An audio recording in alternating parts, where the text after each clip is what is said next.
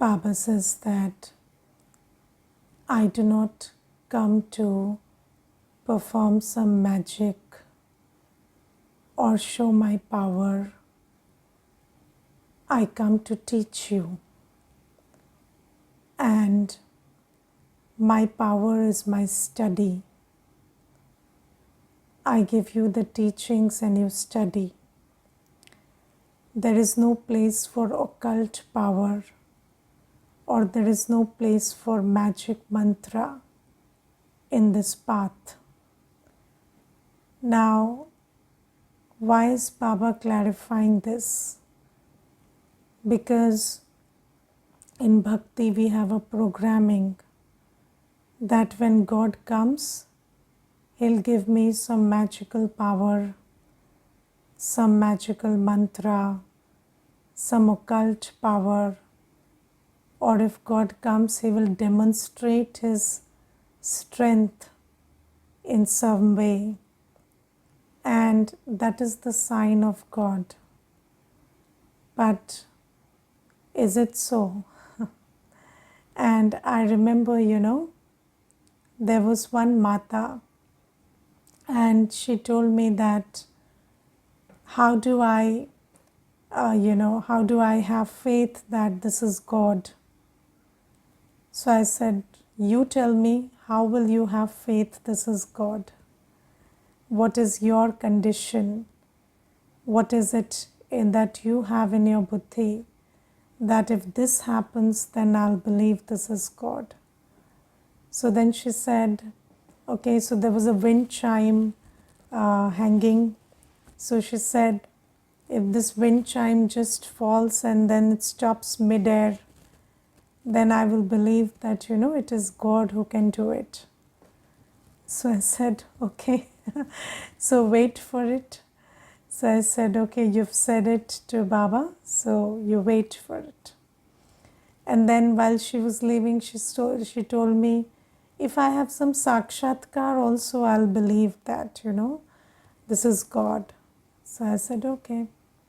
So I said, I can't show you any magic, so whatever you are saying it to Baba, so it's between you and Baba.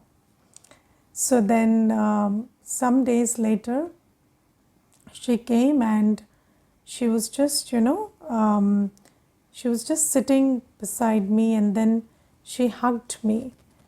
And then after that she said, did you see the world of stars I just saw? It was a very beautiful world. It was a golden red lit world.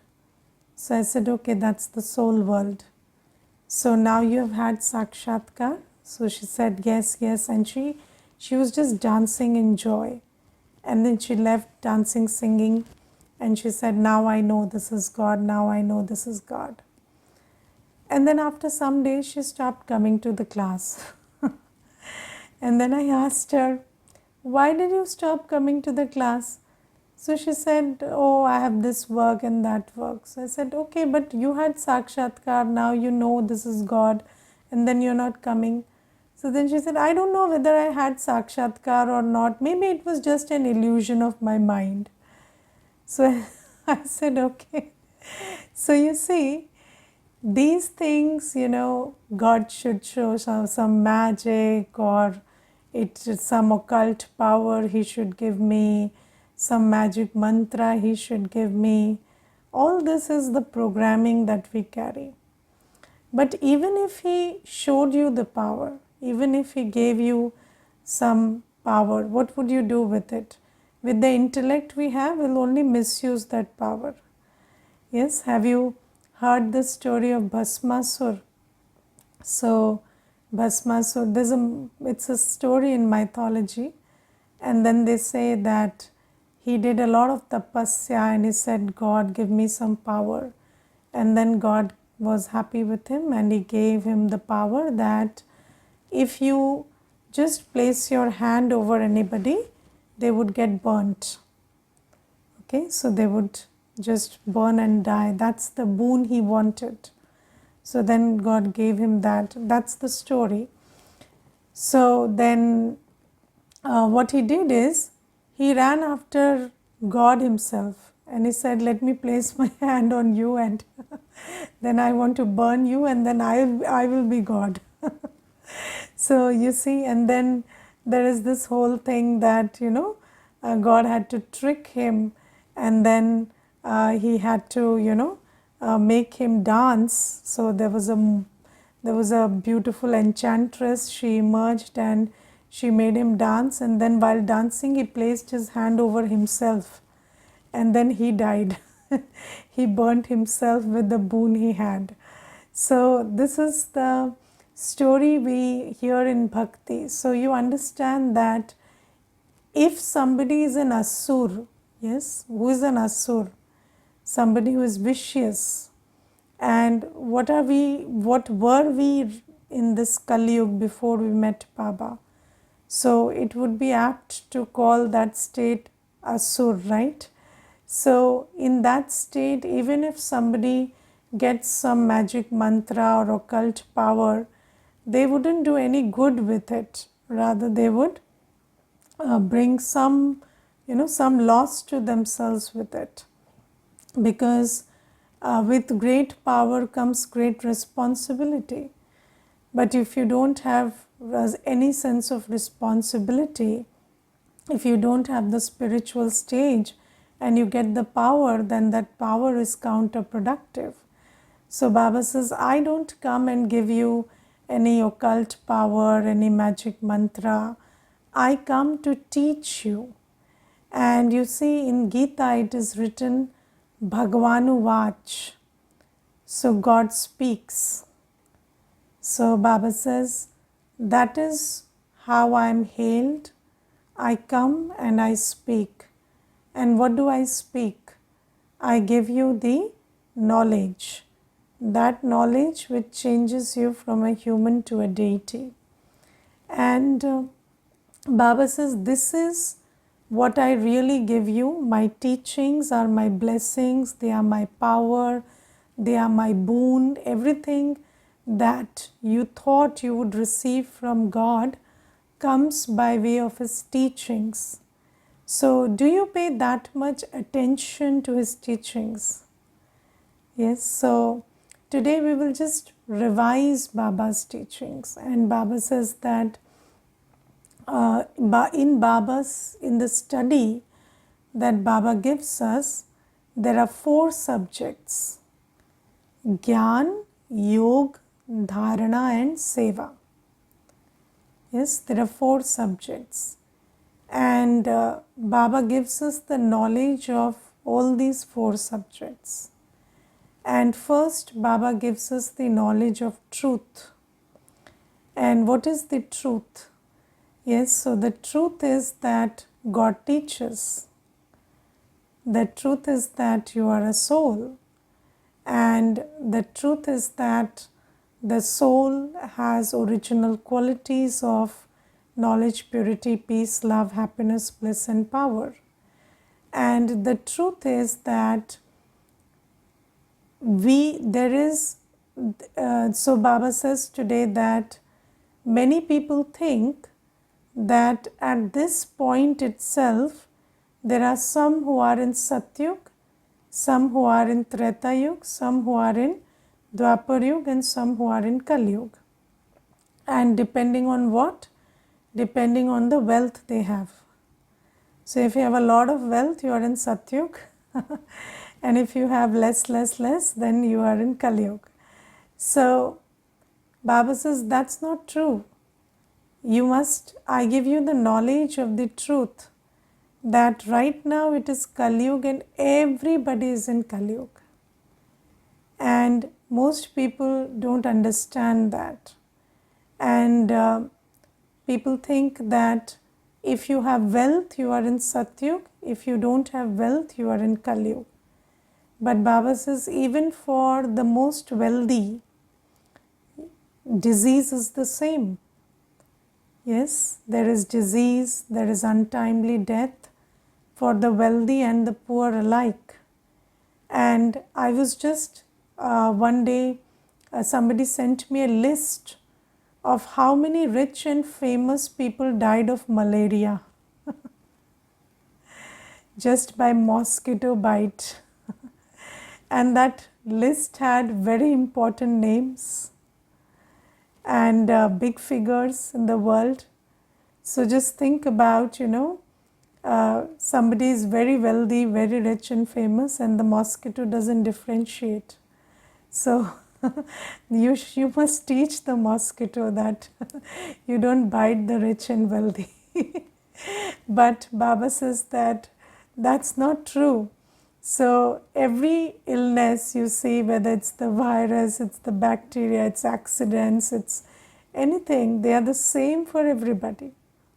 And on top of it, if you have many enemies, then even if you are walking or in a very, what do you say, that protected car which is safe from attacks and all, even then they will kill you, shoot you in the middle of the road somewhere you have 10,000 bodyguards and still they can kill you. So Baba says that this is how it is in Kali Yuga. So in Kali Yuga, everybody is in Kali Yuga. Nobody is in Satyug. And then Baba says that this is something that one needs to understand. And Baba gives us a very important point of knowledge, that what is the difference between Kali Yuga and Satyug. So the difference is the state of the soul. So when we are pure, it is Satyug. When the soul is Tamopradhan, it is Kali Yuga.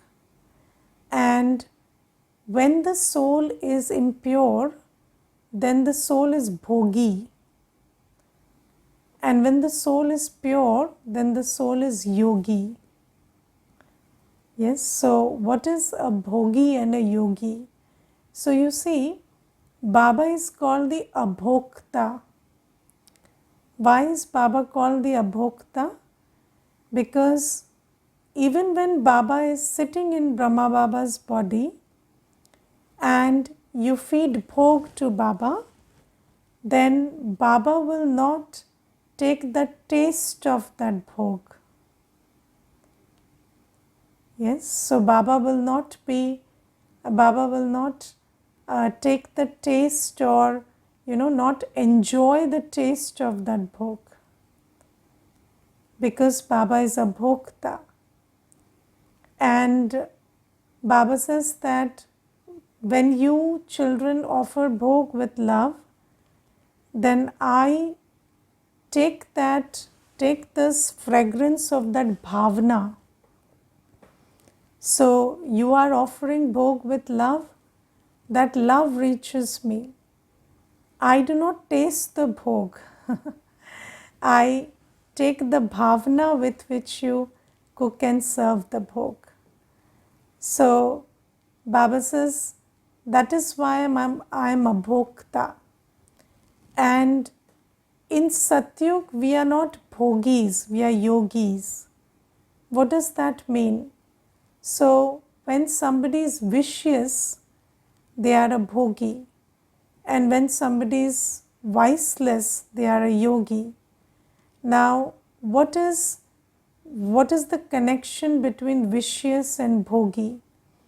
So you see, when there is vice, then you take sensual pleasure.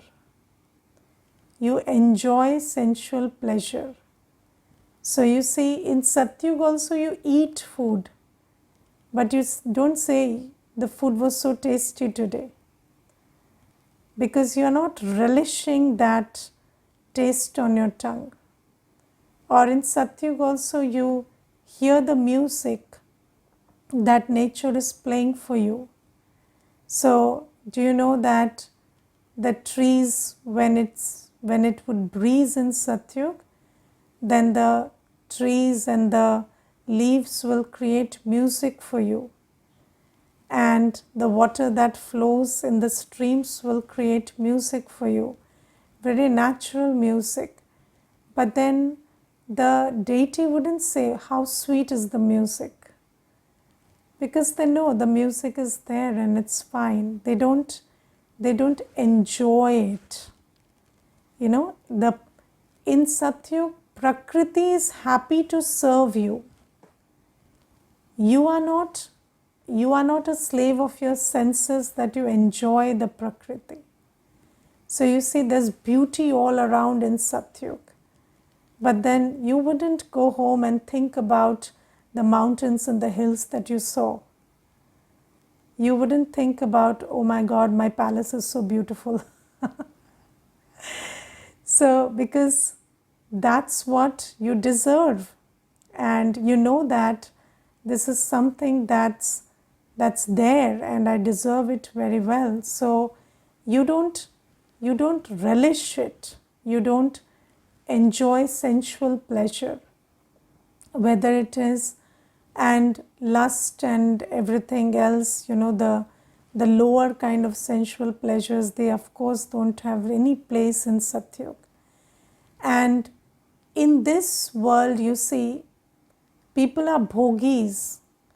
And I will tell you something very interesting that I have observed. People start enjoying their sorrow and pain also. So we become such bhogis that people, and there are terms for this. They say they are sadist, or so people have this tendency to taste everything so much that they start enjoying their pain and sorrow also. And you see, then they write songs in that pain and sorrow. And then what do you enjoy when you hear a sad song? It's the pain that you're enjoying. Yes, and then people enjoy pain and sorrow also so much that when you tell them that there's going to be a world where there'll be no pain, no sorrow, then they think life would be very boring. What to do there? Because that's the kind of bhogis we've become. So people are enjoying sensual pleasure. People are enjoying their thoughts. So you are criticizing somebody in your mind, and you're enjoying that also. Yes, and you are enjoying the ego boost that you give yourselves by creating thoughts and feelings of superiority. Yes, you are creating thoughts and feelings of inferiority, of being a victim, and then you are enjoying that also. Yes, and you're relishing that I'm a victim and everybody is bad and I'm only good. So all of that thing we are doing, and it is a pretty messed up state we are in. And I remember, there was this one lady, and she said that, I don't like normal these days. Either I like sad or I like happy and excited. I don't like the normal state. So she said, when I'm on dopamine, I feel that happy and excited, and then when I'm not on dopamine, I feel that, that state of depression, and I like it like that. I don't want to feel normal. And she said it to my face. She said, you people will teach me how to be normal. I don't want to feel normal. I want to feel that surge of whether it's sadness or, and you see, these days people think that if you are not feeling any negative emotions, then you are as good as dead. Yes, and you see, positive feelings are not very, they are not loud. They are very subtle. They are like a breeze. And negative emotions, whether it is lust, anger, ego, or it is, pleasure, they all give you a high. So, and people think that a sign of being alive is you're feeling all those emotions. So that's pretty bhogi. So it's not just with the body that you are exploiting every organ of the body to derive maximum pleasure out of it, but you're even abusing the mind or abusing the buddhi. You see, over analysis, overthinking. What is all this? Abusing the buddhi. So you are abusing the buddhi so much, and over analyzing everything, and just taking that pleasure that I took out an analysis which nobody could. So all of this is bhogi. And Baba says we are, in Kaliyug we are bhogis, and in Satyug we are yogis. So in Satyug we don't need to, we are in a state of complete purity, peace, love. We don't need pleasure in the name of peace. In the name of peace also people need pleasure these days. So peace, you can't feel peace by going within. You have to go out. There has to be nature. There has to be stuff that you see. There has to be breeze that you feel on your skin, and then there is something that you have to hear with your ears, and then you feel peaceful. So that's also sensual pleasure, sensual peace. It's not inside out, it's outside in. And then it's actually a kind of pleasure that you call peace. So you see, and people spend so much money to make you experience that peace. And there was this one lady, and she told me, I go to some meditation class somewhere, some other organization, and I said, what do they do? So she said, I feel very good there. I said, what do they do? So she said that it's a moonlit, it is conducted in moonlight, and then in that moonlight we all wear very flowing and white clothes, and then there is a full lighting setup, and then the candles are burning, and then there is soft music, and then we are dancing. So I said, that's not meditation. that's a party of a different kind. So it's a party without guilt. So I told her, that's not meditation. So I said, okay, you feel nice, I'm not asking you not to go there, but that's not meditation. That's a party without guilt. And then she later told me there's alcohol also. So you see that's how people are thinking that you experience peace or experience happiness or experience love. And if somebody loves you, doesn't matter. They have to tell you they love you, they have to show you they love you, and then they have to tingle your senses to make you feel that love. Only then you feel that you're loved. So everything is about the senses, whether it is the physical senses, whether it is the subtle senses. So Baba says this is why this is a bhogi world, and in Satyug we are yogis.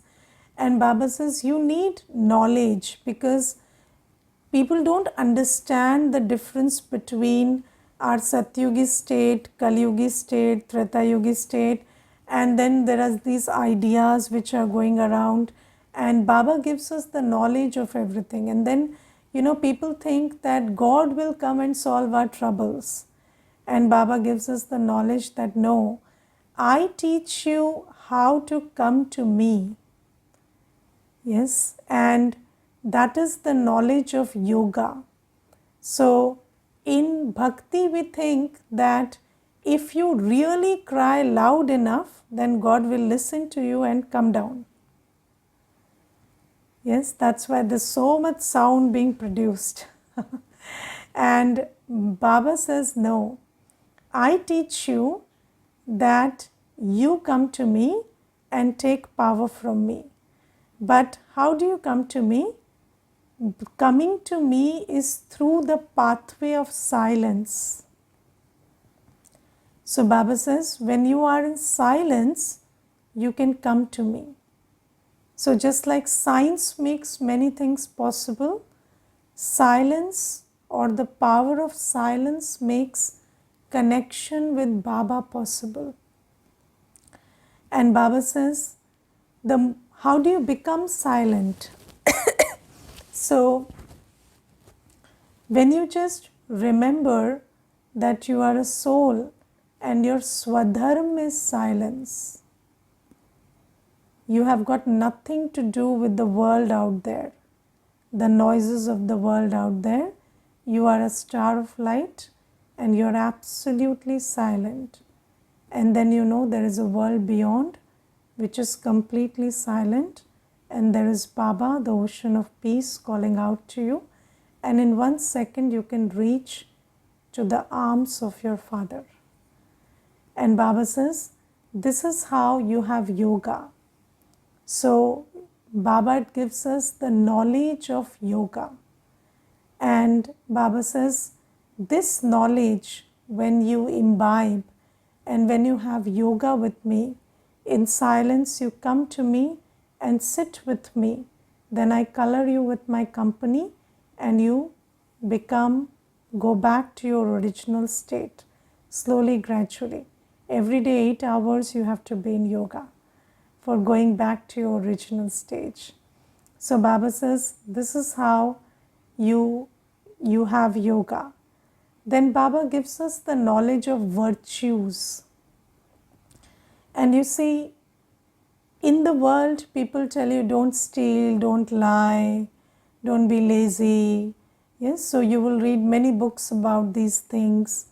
And there's a lot of gyan about what are the virtues that you should have.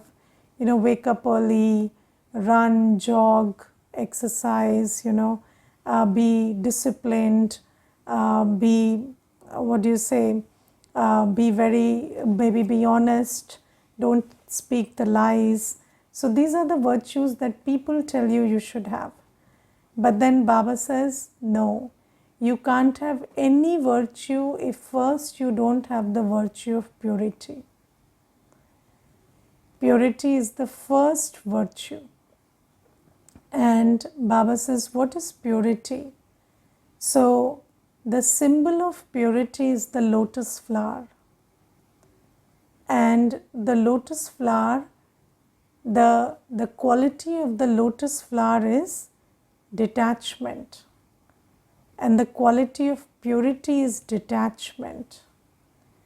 And how do you achieve this state of purity where you are in the body, but you are completely detached from the pull of the senses, from the pull of the relationships around you, from the pull of the ideas around you?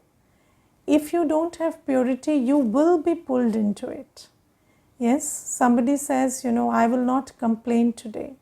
But your old sanskar will pull you if you don't have that purity, which gives you the strength to stay detached from your sanskar. So Baba says, it is purity that gives you the strength of detachment from your old sanskar, from your senses, from the world around you. And if you don't have that sense of detachment, then you will inevitably be pulled by the pulls that your sanskar or your senses or the world around you has. So Baba says the first virtue is purity. And how do you become pure? Through yoga power. So Baba says the more you go to Baba and fill yourself with power, the more you become detached from the body and the old sanskars. So only when the soul is full in the original state can it be not pulled by the acquired state. Yes, so when the original is weak, the acquired is powerful. And when the original is stronger, the acquired becomes less and less powerful. So Baba says the first virtue is purity. You cannot become peaceful and not getting angry and not reacting, not complaining, not stealing. Yes, if there is greed, you will steal. But why is there so much greed? Because the things that you see with the eyes attract you. And why do they attract you? Because there is emptiness inside. And if there is no fullness inside, then you cannot stop that thing from attracting you, and your hand from going and reaching out to that. And Baba says, this is the knowledge of virtues that I give. If you don't have the knowledge of virtues, or the knowledge of yoga, or the knowledge of truth, then everybody is remembering God, but then it's not working.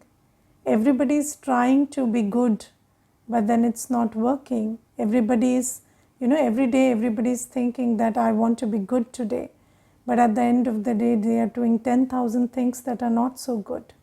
Why? Because you need knowledge for all of these. And then Baba says, Seva. Seva, what do you need for Seva? So the foundation is for Seva is a contented state. And you can only give that which you are an embodiment of. You cannot give that which you are yourself seeking. So Baba says, the true Seva is give knowledge, purity, peace, love, happiness, bliss, power to the world. But how can you give it? Only when you have that in you. And I remember there was one sister and she was planning to do her PhD. And I asked her, what is the topic you're doing PhD in? So she said, peace and conflict resolution. So I said, okay, so are you peaceful? So she said, no. I said, can you resolve your own conflicts? So she said, no. So then I said, what makes you think you can do a PhD in peace and conflict resolution? So she said, but that's the subject. So I said, that's the subject, but if you can't do it for yourself, how can you do it for others? So she said, but how are these two things related? So I said, are they not related? So you see that, people are doing all these things and they don't even know that you cannot solve anybody's problem if you are not in a solution stage. If you've not solved your inner and outer problems, how can you solve others' problems? So Baba says that Seva is to be done with dharana. If you don't have peace within, you cannot do the seva of making the world a peaceful and happier place. So Baba teaches us this thing that, and Baba teaches us something very important that, when it comes to peace, happiness, love, at least we understand that our vibrations matter. But when it comes to knowledge, sometimes we think that knowledge is spoken through the mouth, so I can just give knowledge to everybody. But Baba says no. If you are not an embodiment of the knowledge that you are giving, then the other person will also just speak it and tell others, but they will also not imbibe it. Because that personality, that knowledge creates, that vibration that a knowledgeful soul has, that has to hit the person you're giving knowledge. So Baba says, this is very important to understand, and if you don't have the knowledge of, and people think that, seva means making somebody's body comfortable by relieving their hunger, their thirst, or giving them warm clothes, or, but Baba says, no, the soul is the master of the body, and until and unless the soul is full, the body, and you see, somebody is hungry and somebody has their stomach full, but rarely is there any difference in the state of their minds. They are both peaceless. So what is the point? So Baba says you need to do seva for the hungry and those who have too much, both. And both of them you have to serve with peace and love and happiness, and that's what the soul needs. So Baba gives us the knowledge, and that knowledge is what's very important. And Baba says you need to change from a Bhogi to a Yogi by having yoga power, by having the power of purity. And Baba says, my greatest gift is the knowledge that I give you. Okay, Om Shanti.